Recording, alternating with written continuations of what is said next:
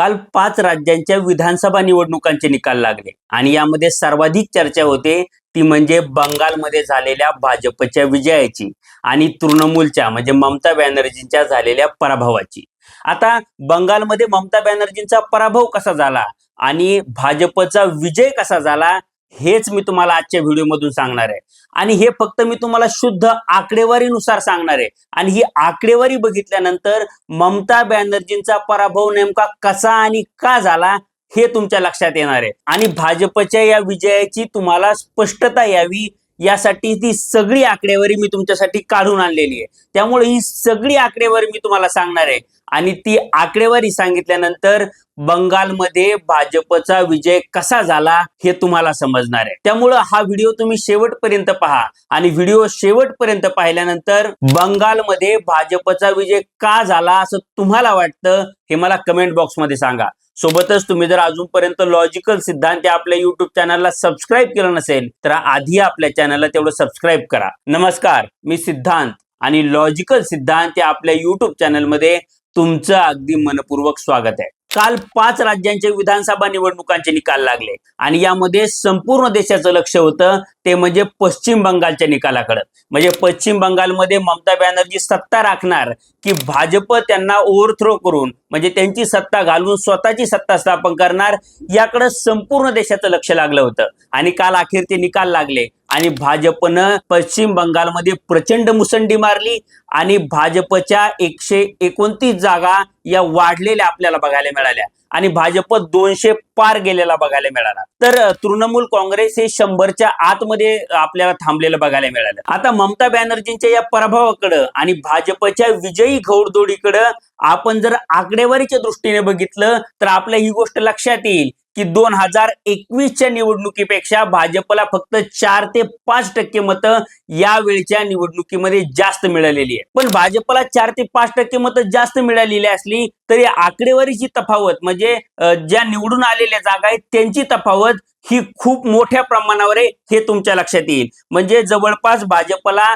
गेल्या वेळीपेक्षा 129 जागा या जास्त मिळालेल्या आहेत हे आपल्या लक्षात येईल। आता भाजपच्या मतांची टक्केवारी ही फक्त 4 ते 5% वाढली, मग भाजपच्या जागांची संख्या एवढी कशी काय वाढली तर त्याचं कारण आहे SIR मध्ये। म्हणजे SIR ज्यावेळी बंगालमध्ये पार पाडली गेली त्यावेळी 90 ते 92 लाख लोकांची नावं मतदार यादीतून काढली गेली। आता या मतदार यादीतून काढलेल्या 90 लाख मतदारांपैकी 50 लाख मतदार हे मुस्लिम बहुल पट्ट्यातून आलेले आहेत। म्हणजे उत्तर 24 परगणा, दक्षिण 24 परगणा, मालदा, मुर्शिदाबाद, नादिया, कोलकात्याचा काही भाग, हावडाचा काही भाग या सगळ्या भागातून 50 लाख मतदार वजा केलेले आहेत। म्हणजे बहुतांश मतदार हे याच भागातून काढले गेलेत। हा सगळा मुस्लिम बहुल भाग आहे आणि हा भाग परंपरागतरित्या तृणमूल काँग्रेसचा मतदार म्हणून ओळखला जातो आणि भाजपनं स्वतःच्या मतांची टक्केवारी फारशी वाढवली नसली म्हणजे ती 4 ते 5% वाढली असली तर ही तृणमूलची जी मतं होती ती संख्या भाजपनं मोठ्या प्रमाणावर घटवली आणि निवडणूक आयोगाच्या माध्यमातून ही 90 लाख मतं कमी केली आणि ही मतं डिलीट केल्यामुळं भाजपच्या मतांची टक्केवारी आपल्याला फारशी वाढलेली दिसत नाहीये, पण सीटची संख्या ही प्रचंड वाढलेली दिसते। कारण की भाजपच्या मतांची टक्केवारी किंवा भाजपला मतं देणारी लोक वाढली नाहीयेत तर तृणमूलला मतं देणारी लोक ही कमी झाली आहेत हे आपण लक्षात घेतलं पाहिजे। आता भाजपनं तृणमूलच्या स्ट्रॉंग होल्ड मधली मतं कमी केली हा झाला एक गेम, पण यापेक्षा आणखी एक गोष्ट घडली आहे आणि ती गोष्ट म्हणजे मतांची विभागणी। आता एकीकडे तृणमूलची मतं कमी झाली आणि दुसरीकडे तृणमूलची जी मतं आहेत किंवा जी प्रॉमिनंटली मुस्लिम एरियातली मतं आहेत त्या मतांमध्ये मोठ्या प्रमाणावर विभागणी झालेली आपल्याला बघायला मिळते। म्हणजे त्याची जर आकडेवारी तुम्हाला सांगायची झाली तर हुमायून कबीर नावाचे जे तृणमूलचे नेते होते ते बाहेर पडले आणि त्यांनी एक स्वतःचा पक्ष स्थापन केला किंवा बाबरी मस्जिदच्या मुद्द्यावर त्यांनी मुस्लिमांचं ध्रुवीकरण करण्याचा प्रयत्न केला आणि यातून हिंदू मुस्लिम ध्रुवीकरण झालं। त्यांनी स्वतःचा पक्ष लॉन्च केला। आता त्यांच्या पक्षाला फक्त 2च जागा जरी मिळाल्या असल्या तरीही त्यांना 4 ते 5% मतं मिळाली आणि त्यांनी खाल्लेली ही सगळी मतं मुस्लिम मतं होती म्हणजे परिणामी ती तृणमूलची मतं होती। आता फक्त हुमायून कबीर यांनीच मतं खाल्ली असं नाहीये तर काँग्रेसने सुद्धा बंगालमध्ये 5 ते 6% मतं खाल्लेली आहेत आणि काँग्रेसला जागा मिळाल्यात फक्त 2। आता याच्या व्यतिरिक्त लेफ्ट पार्टीज म्हणजे जे डावे पक्ष आहेत त्यांना सुद्धा 4 ते 5% मतं मिळालेली आहेत. याशिवाय असदुद्दीन ओवैसींचा MIM पक्ष सुद्धा या निवडणुकीच्या रिंगणात होता आणि त्यांना 1-2% आसपास मतं मिळालेली आहेत. आणि या सगळ्या गोष्टींची जर आपण बेरीज केली किंवा या सगळ्या मतांची आपण जर बेरीज केली तर ती बेरीज 14 ते 15% वर जाते. आता या सगळ्या पक्षांनी ही 14 ते 15% मतं खाल्ल्यामुळं याचा थेट तोटा हा ममता बॅनर्जींना झालेला आपल्याला दिसतोय. आणि त्यांचा जो स्ट्रॉंग होल्डचा एरिया होता म्हणजे मालदा, मुर्शिदाबाद, नादिया, उत्तर 24 परगणा, दक्षिण 24 परगणा, कोलकात्याचा काही भाग, या सगळ्या भागामध्ये जिथं भाजपला मुसंडी मारणं शक्य नव्हतं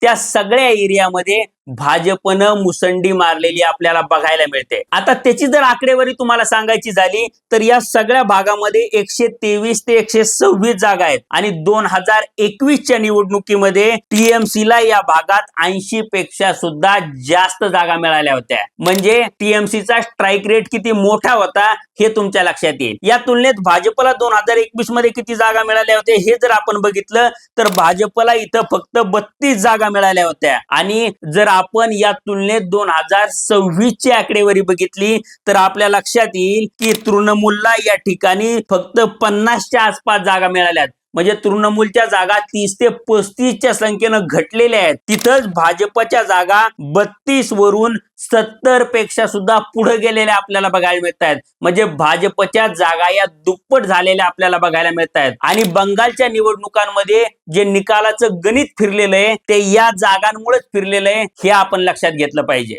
आता बंगालमध्ये भाजपचा विजय हा फक्त SIR मुळे किंवा मुस्लिम मतं फुटली यामुळे झालेला आहे का तर तसं अजिबात नाहीये. त्याला आणखी सुद्धा काही कारण आहेत आणि त्यातलं सर्वात महत्वाचं कारण म्हणजे महिला मतदार तृणमूल पासून दूर जाणं हे त्याचं कारण आहे. आता महिला मतदार तृणमूल पासून का दूर गेल्या तर तुम्हाला माहिती आहे की भाजपनं संसदेमध्ये महिला आरक्षणाचं विधेयक आणि त्याला जोडून डिलिमिटेशनचं विधेयक आणलं होतं आणि हे सगळं या निवडणुकीच्या गटमटीतच केलं होतं. आणि भाजपला त्यांच्याकडे पुरेसं संख्याबळ नाहीये हे माहिती होतं तरीही भाजपनं हे विधेयक आणलं होतं. कारण की भाजपला ते विधेयक पाडायचं होतं आणि त्या योगे त्यांना तृणमूल काँग्रेस असेल किंवा काँग्रेस असेल ही सगळी लोक कशी महिला विरोधी आहेत असा प्रचार करायचा होता. आणि तो प्रचार भाजपनं आणि स्वतः पंतप्रधान नरेंद्र मोदींनी बंगालमध्ये केला आणि त्याचा फायदा त्यांना बंगालच्या निवडणुकीमध्ये झालेला आपल्याला बघायला मिळतोय. कारण की महिला मतदार या ममता बॅनर्जी आणि तृणमूल काँग्रेसची वोट बँक होती आणि या वोट बँकला भाजपनं महिला आरक्षण विधेयकाच्या निमित्तानं काही प्रमाणात का होईना छेद दिलेला आपल्याला बघायला मिळतोय. आणि फक्त महिला आरक्षणामुळेच हा छेद गेलाय असं नाहीये, त्याला आणखी सुद्धा काही कारण आहेत. आणि त्यातलं सर्वात मोठं कारण म्हणजे भाजपनं बंगालमध्ये सुद्धा लाडकी बहीण योजनेसारखी एक योजना आणली आणि त्या योजनेमध्ये महिलांना दर महिन्याला 3,000 रुपये देण्याचं आश्वासन दिलं. आणि त्यामुळं महाराष्ट्रात जसा लाडकी बहीण योजनेचा भाजपला फायदा झाला तसाच फायदा भाजपला बंगालमध्ये सुद्धा झालेला दिसतोय. या व्यतिरिक्त भाजपनं पश्चिम बंगालमध्ये महिलांना सरकारी नोकऱ्यामध्ये 33% आरक्षण देण्याचं कबूल केलंय आणि त्यामुळे सुद्धा मोठ्या प्रमाणावर महिला या भाजपकडे सरकलेल्या आपल्याला बघायला मिळत आहेत. आता हे सगळे मुद्दे बघितल्यानंतर तुमच्या ही गोष्ट लक्षात आली असेल की भाजपनं ममता बॅनर्जींचा जो परंपरागत मतदार होता किंवा त्यांची जी हक्काची वोट बँक होती त्या दोन्ही वोट बँकला म्हणजे मुस्लिम मतदारांच्या वोट बँकला आणि महिला मतदारांच्या वोट बँकला दोन्हीलाही छेद दिला. आणि हा छेद देऊन भाजपनं ममता बॅनर्जींची जी मतांची आकडेवारी होती ती पंक्चर केलेली आपल्याला बघायला मिळते. आणि ही मतांची आकडेवारी पंक्चर करून भाजपनं बंगालमध्ये सत्ता स्थापन करण्याचा दावा केलाय हे तुमच्या लक्षात येईल. आता हे संपूर्ण विश्लेषण ऐकल्यानंतर किंवा ही आकडेवारी बघितल्यानंतर बंगालमध्ये भाजप कशा पद्धतीने जिंकलं किंवा ममता बॅनर्जीला भाजपनं कशा पद्धतीने हरवलं हे तुमच्या लक्षात आलं असेल. या व्यतिरिक्त सुद्धा कोणकोणते फॅक्टर महत्वाचे ठरले असं तुम्हाला वाटतं हे मला कमेंट बॉक्समध्ये सांगा. व्हिडिओ आवडला असेल तर व्हिडिओला लाईक करा आणि असेच नवनवीन व्हिडिओ पाहण्यासाठी लॉजिकल सिद्धांत आपल्या YouTube चॅनलला सबस्क्राईब करायला तेवढं विसरू नका. धन्यवाद.